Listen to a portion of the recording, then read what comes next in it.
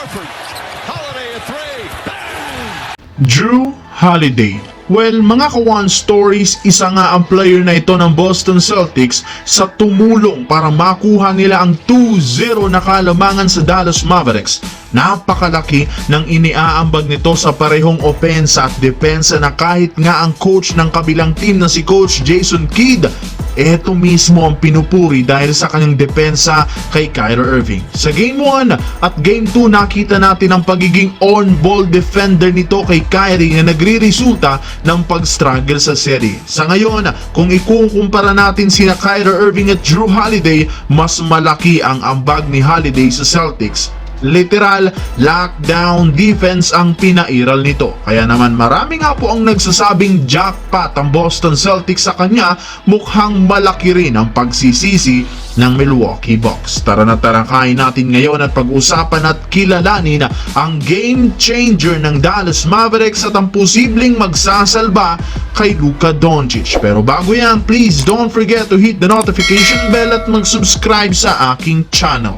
Isa nga po mga kawan story sa may tuturing na best player ngayon sa Boston Celtics ay ang kanilang guard na si Drew Holiday. Kilala rin naman natin ito bilang isang defensive guard na tumulong kay Giannis Antetokounmpo at sa Milwaukee Bucks na magkampiyon taong 2021 at dahil nga sa kagustuhan ng Bucks na lumalim at lumakas ang kanilang pace sa opensa, i-trade nga nila ito para makuha si Damian Lillard, ngunit mukhang hindi maganda ang resulta ng pagtanggal nila kay Holiday. Sa ngayon, isa si Drew Holiday sa mga guard na malaki ang ambag at impact sa NBA Finals. Sa katunayan, pumapangalawa na nga siya, sunod kay Jaylen Brown sa Finals MVP rankings dahil na rin yan sa kanyang pagiging defensive stopper. Sa Game 1 at Game 2, ipinakita nito na kahit man underrated siyang ituring ng mga fans, kayang-kaya niyang depensa ng kahit sino mang superstar. Na-acquire nga ito ng Boston ngayong season at naging malaking boost sa kanilang opensa sa perimeter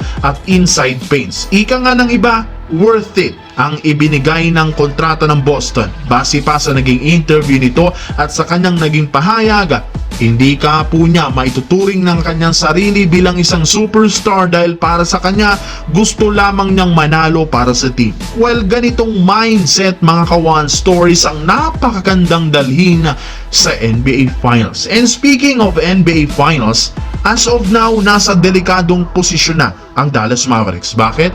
2-0 na nga po. Kung matalo pa sila ng isa pa, mas lalo silang mahihirapang makabalik sa serye. Sa Game 1 at Game 2, kitang-kita na nawala nga sa eksena ang katandem ni Luka na si Kyrie Irving. Mas malaki ang nagagawang offensive load ngayon ng kanilang third man na si PJ Washington kaysa sa kanya. At hindi na rin naman ito nakapagtataka dahil na rin sa depensa ng Boston kay Kyrie Irving. Kung inyong ang mapapansin sa bawat possession na hawak ni Irving ang bola, hirap nga itong makapag-penetrate. Pero base sa kanya, see you in Game 5. Meaning ginagarantiya na nga po ni Irving na hindi sila mawawalis at babalik pa siya sa TD Garden. Pero ang tanong ngayon, ano nga bang kailangan gawin ng Dallas Mavericks para makabalik muli sa serye? Sino nga ba ang magsisilbing game changer ng team?